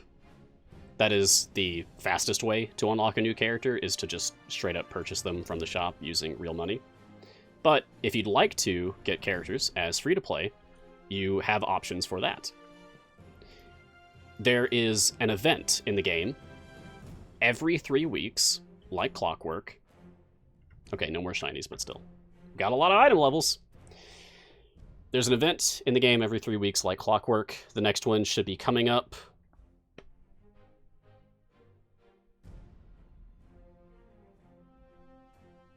a week from today. Oh, okay, that guy was nothing this time. Great. And during events, you can unlock multiple characters for free that go along with that event. For example, the event that we just finished up earlier, Monday, was Midwinter. There's so many winter-themed ones. It's hard to remember them in order. But for this past event that we just finished up, you are able to unlock Regis, the Halfling Rogue, as well as Cathris, the Drow Warlock. Very cool character. Oh, sure, we'll take Velvet Touch, it's fine. And you're able to unlock Morgaine, the newest character, the High Elf Ranger. I like her.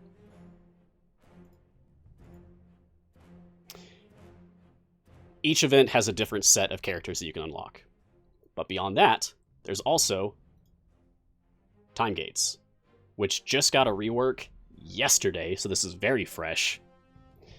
Time gates allow you to choose a character from a provided list on the free time gate weekends, or from the list of all event champions if you have 6 time gate pieces to spend. And you can collect time gate pieces every few days on a random boss kill. I have 37 of them. Oh, hey, we have a silver rosy chest. Let's see if we get a common that we need. I don't know if I was missing that or not. Yes, am I streaming from the future?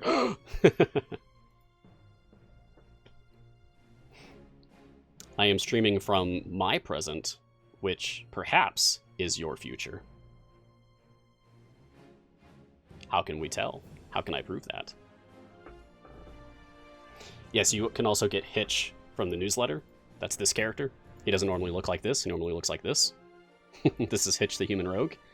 A very useful support when you're starting off, and still useful late game for purposes of gold find. But I like to keep him in his Mind Flayer skin because it's a very cool skin. I like to call him Mitch when he's in this skin. Mind Flayer Hitch. Mitch. Oh, let's see. Oh, you're right. For this last slot, I will put in Azaka. Once I have her. Oh, here we go. Okay. And having Azaka in the formation is going to really skyrocket the gold find here. How and when is the best way to use blacksmithing contracts? Should you wait until you have an epic shiny gear? Doesn't matter. It does not matter when you use them. All item levels will stack, regardless of when you use your blacksmithing contracts or in what order you collect gear for that champion. All item levels matter. All item levels stack. You will not lose out. However, I will specifically advise you to only use blacksmithing contracts on event champions. Wow, we have a lot of these now. Your evergreen champions, such as Brunor, Celeste, Naeli, Jarlaxle, etc., including also Hitch that you get from the newsletter, Dritz that you get from one of the variants in the Grand Tour of the Sword Coast campaign, Azaka that you get from one of the variants in the Tomb of Annihilation campaign, and Dragonbait, who you get from another variant in the Tomb of Annihilation campaign. I don't have him yet, but I will soon. You can get item levels, gear for them from regular silver and gold chests. It is harder to get item levels on event champions. Slightly less difficult now! Now that the time gates have been reworked. But still, I would suggest to only use blacksmithing contracts on event champions.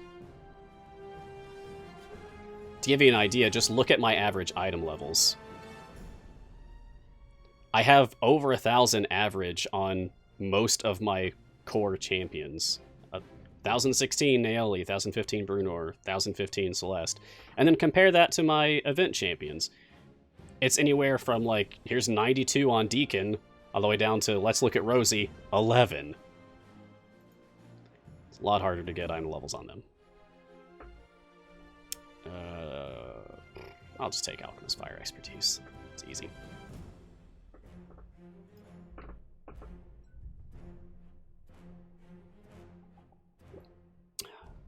Hitch is popularly used for certain variants, like Durable Deep. I know taking the more dagger specialization on Hitch is a popular choice, especially if you're a newer player. Just any champions that have multiple attacks are going to be helpful on Durable Deep.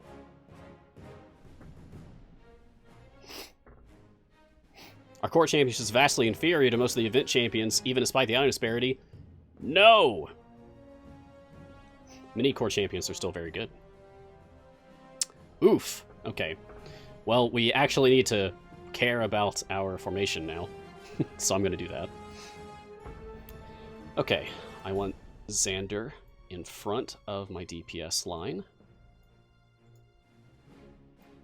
I don't really care where Cathris goes. I do care about where Spurt is. I want Dritz and Jarlaxle, probably. Yeah, okay. And I'm going to make Regis buff in front of him and choose melee because Dritz and Jarlaxle are both melee. Okay. Hey, thank you so much, Agent Skylorn. Thank you for saying that. I really appreciate the kind words. This is only episode 2 of Mars Guiding Hand. Welcome, everyone.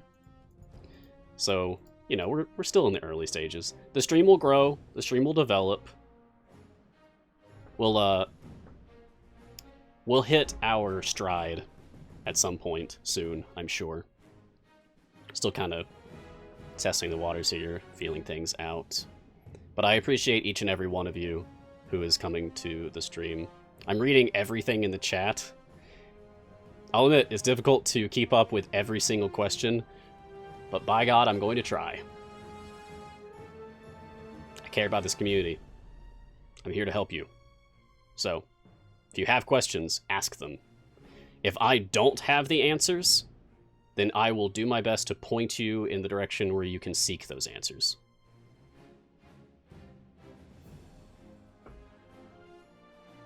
You may notice that we don't have any tanks in this formation.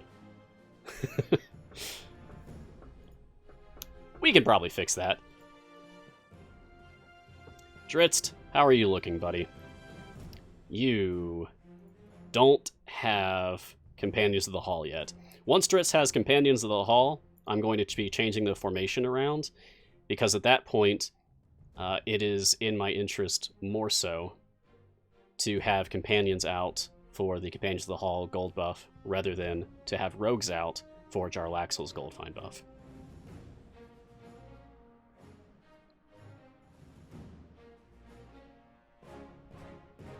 Yeah, Black Viper and Azaka are out here at the front like, don't hit me, don't hit me, don't hit me, don't hit me, I'm so fragile, don't hit me. 239 HP, 219 HP. Really? Black Viper has more health than Azaka? That is honestly surprising. I would assume that Azaka, having 16 con, and Black Viper having 14, that Azaka would have more. I would also assume that Azaka, like, basically living in the wilderness of Chult, which is a horrible, unforgiving hellscape to live in.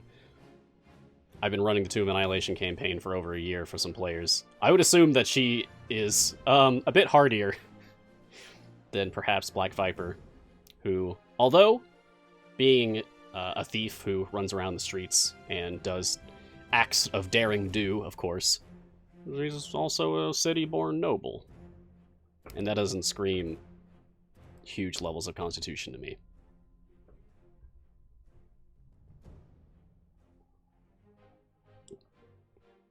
Those court dresses are heavy. I feel like that's exactly what she would say in her defense. That's good. Oh yeah, that's a totally different character. That is Lady Esvele Rosnar. I do not know how to pronounce that, but it is a very cool name.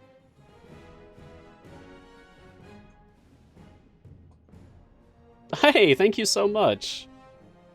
I see that comment. Yeah, the community work that me and other people like Garwar. Yeah, shoutouts to Garwar and Silisa, my fellow hardcore compatriots in the Idle Champions community, who always put out incredible, helpful community resources. Event guides, champion evaluations.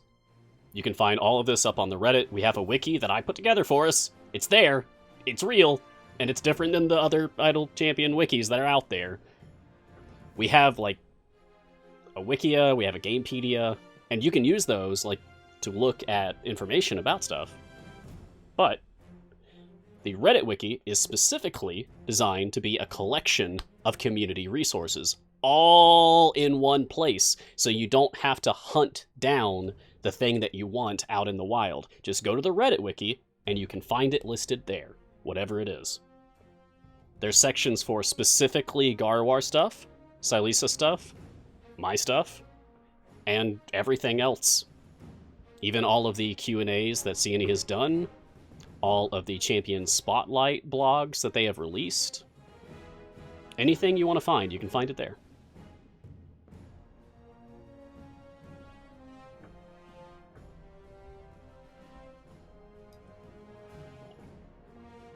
Thanks for saying so, Zeke. Oh, hey, someone asked me to do this past week. The subject of the very cool, very special Idle Champions dice came up, and I haven't shown off mine yet.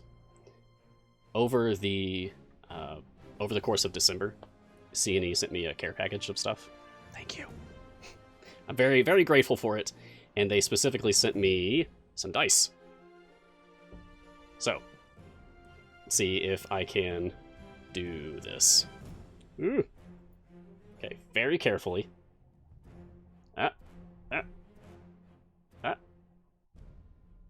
Maybe if I hide my face. Whoop. I don't think this is working. Oh no. Anyway, these are 6-sided dice that have iris on them.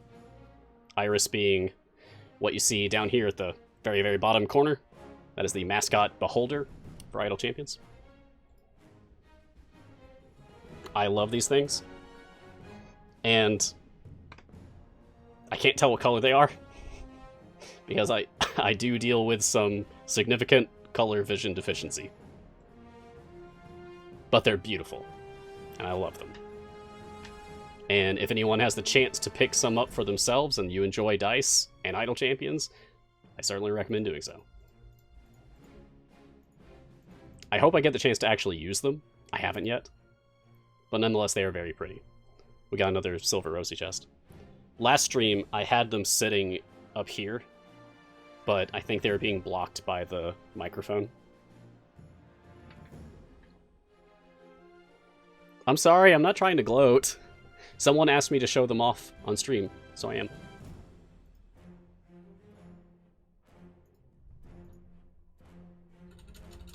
Yay! A smelly pouch. Wonderful. So good. 2 ripped cloth vests. Okay. Hoodie. I do want a hoodie.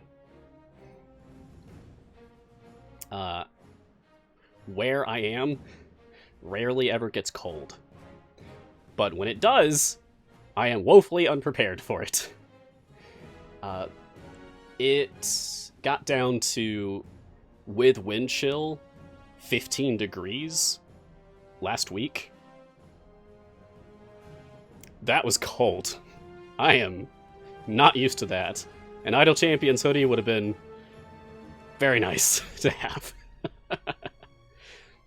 But they are available via website. What is that site? For fans? Same place you can get the Idle Champion shirt.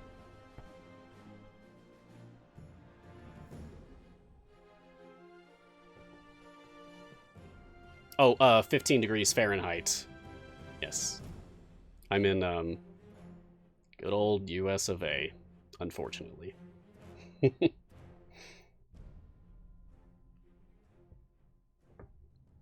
I would much rather live somewhere that is more consistently cool or even cold. The Pacific Northwest is like my ideal climate. I visited the Pacific Northwest, like the Seattle area, a couple of years ago. I even got to visit the Wizard of the Coast headquarters. Yeah. They gave me a backpack full of free stuff. So, that was a good day. And, I loved it there. It was amazing.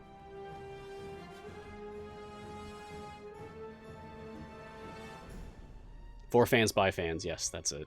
Thank you, C&E, for posting that.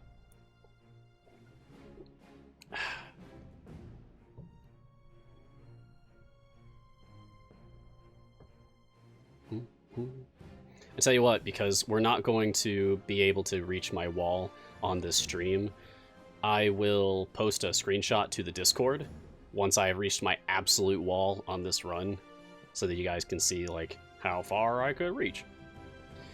This isn't the formation that I would use to reach my wall. This is just to maximize my gold find. Ooh, Dritz does have that upgrade for Companions of the Hall now. Let me just confirm. He does. Okay, I need to shift things around. It is now better for me to start using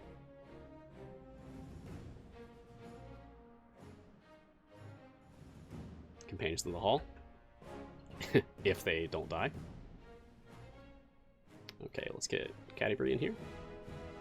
And let's get Wolfgar in here.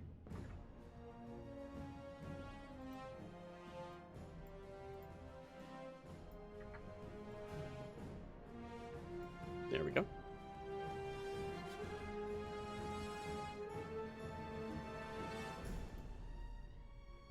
Okay, this is starting to pick up. Let's put some familiars out on alts. And who are we going to be taking away now? Okay, so we have Brunor, Regis, Cadbury, Dritz, Wolfgar. Okay, that's Companions of the Hall. I'll increase his gold find bonus. So we've roughly tripled our previous gold find bonus back when I was using a mostly rogues and drow formation for Jarlaxle's gold find optimization.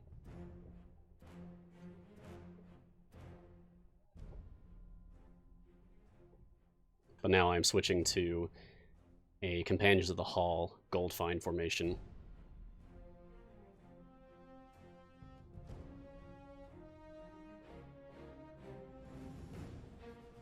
Shouldn't I keep Deacon for speed until I get close to the wall? I can. I'm already running at 10 times speed, so I'd rather not put Deacon out.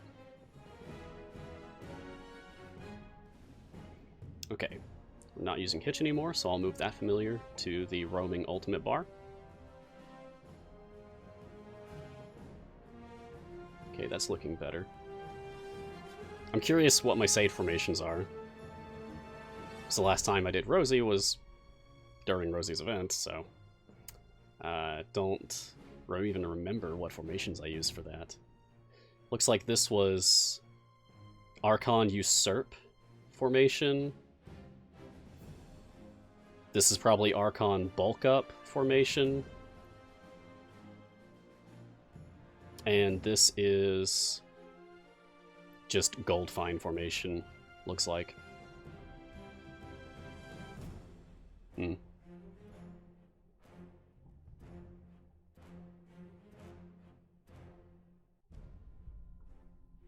It would be cool to rename the formations. I like that idea.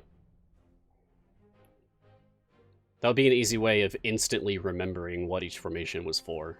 Like, I could just type in, like, Azaka Gold Farm. Done. Also, more formation saves. Yes, I agree.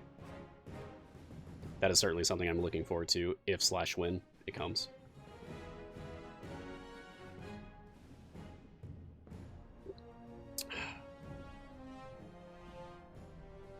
Yeah, for my 3 formations, it would probably boil down to save slot 1 would be go fast to get to my wall. Save slot 2 would be whatever my optimal DPS formation would be to push my wall. And then save slot 3 would be whatever my optimal formation is for gold farm. Those are the 3 types of formations that I most consistently come back to. But then, because I have the one that's set for speed, the one that's set for damage, and the one that's set for gold, if I want to compare different formations for optimal DPS, then I can't easily like save another DPS formation and then switch between the 2 that I have saved to check them against each other. So even having one more save slot would be wonderful, because then I could have 2 DPS formations and just switch between to compare. Any way to link saved formation previews in the game?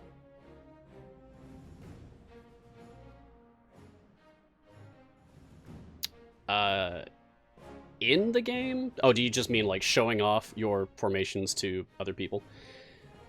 you can take screenshots of your formation and then post them in Discord. Would be the best place, in the formations channel if you're looking for advice on how to build up your formations, or even in the Reddit, but I'd recommend the Discord. More likely to get quick help that way. There's always people hovering over the formations channel looking to help. Really good folks in there, happy to help. Otherwise, if, say, they're moving too fast for you, you can hover over your saved formation and do a screenshot of that, since that forces them to stand still in this little mini preview picture. We also have a way now that I set up to do emoji formations. If you go to the formations channel on the Discord, you can check the pinned messages there to see sort of a guide on how to set up emoji simulated formations. It's fun. I enjoy it. It's not everyone's cup of tea. I think I made that joke last week, but I like it.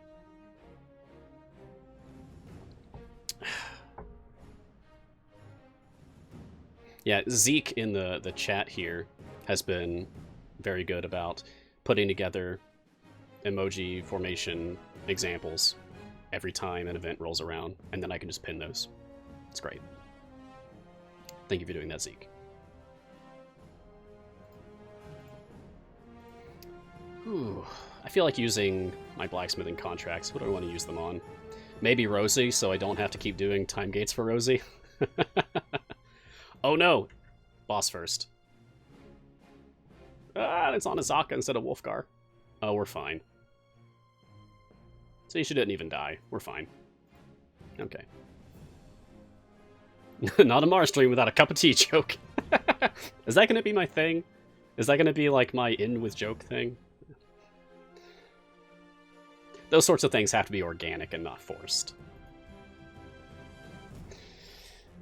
Okay.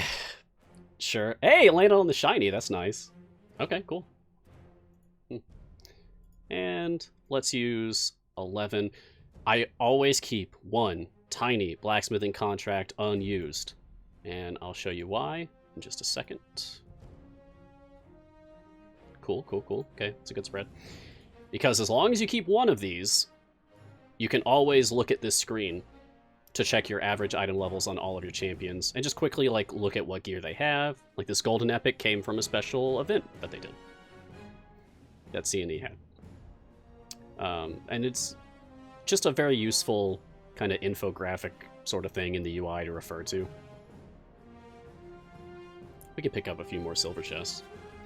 We only have a few more minutes left in the stream, so before I have to go, does anyone else have any questions or any subjects they want to talk about this week? I've got a few more minutes. Subjects right now are Timegate rework. Woo! The new adventures and variants added to the Waterdeep Dragon Heist campaign.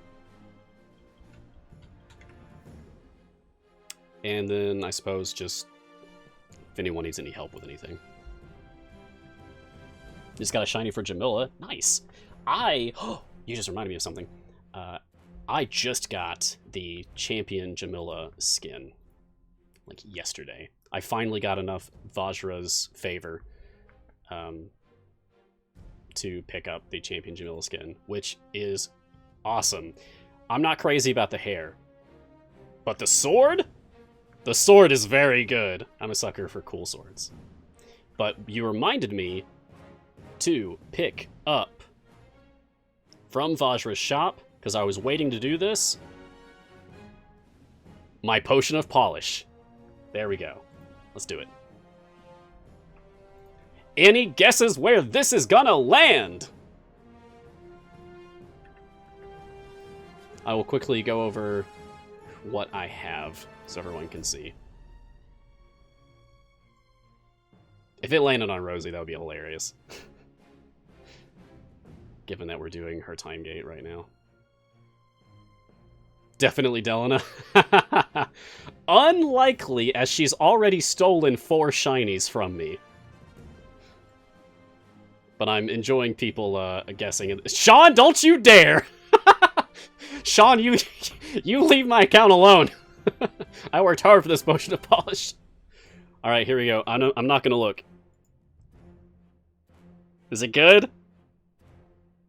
I'm not looking. Is it good? I'm only gonna look at the chat. Oh, it's Ayla! It's her ultimate attack. Ooh. Hey, that is a good one. I use her ultimate a lot. That's fantastic.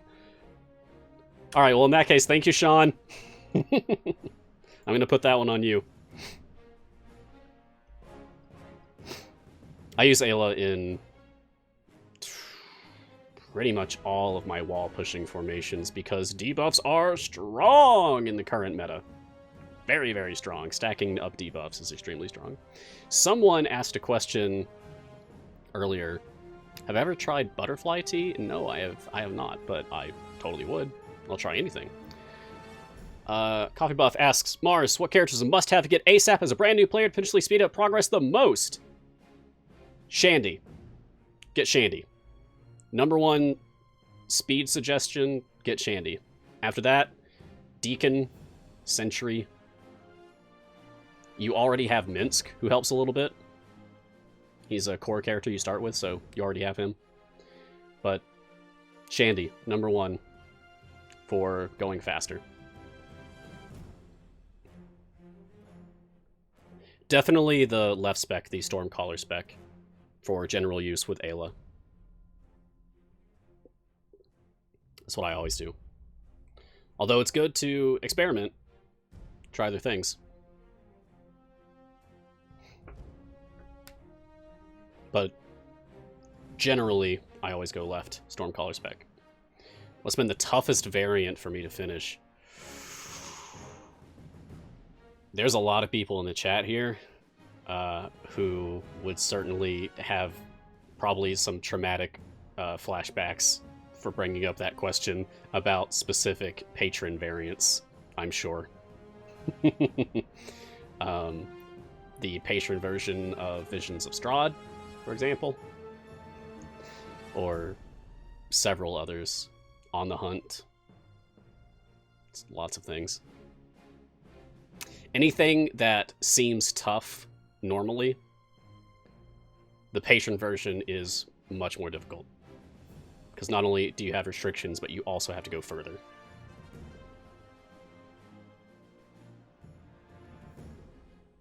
Oh, I'm glad that you're feeling joy, Christopher. This game certainly brings me joy. A lot. How am I doing today? I'm doing great. I've had tea. Lots of tea. Any day with a lot of tea is a good day. And we've had some really nice chat going on. It's been really enjoyable. A lot of friendly folks in here. A lot of names I recognize, and a lot of new names, too. A lot of new friends. Thanks for coming by. I hope to see any and all of you in the Discord later. That's where I spend most of my time. Although you'll also see me on the subreddit as well. Even if I'm not constantly posting there, I am always lurking there. I check every single post, since I'm a moderator there, making sure that you guys are following the rules.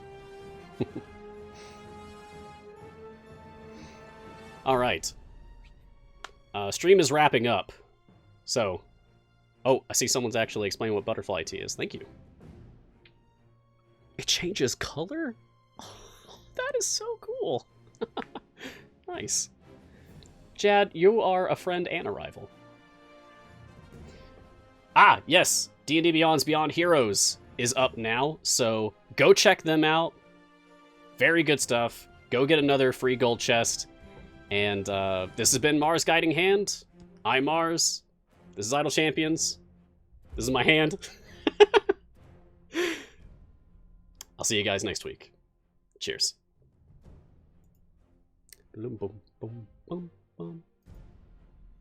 Boom, boom, boom, boom, boom, boom,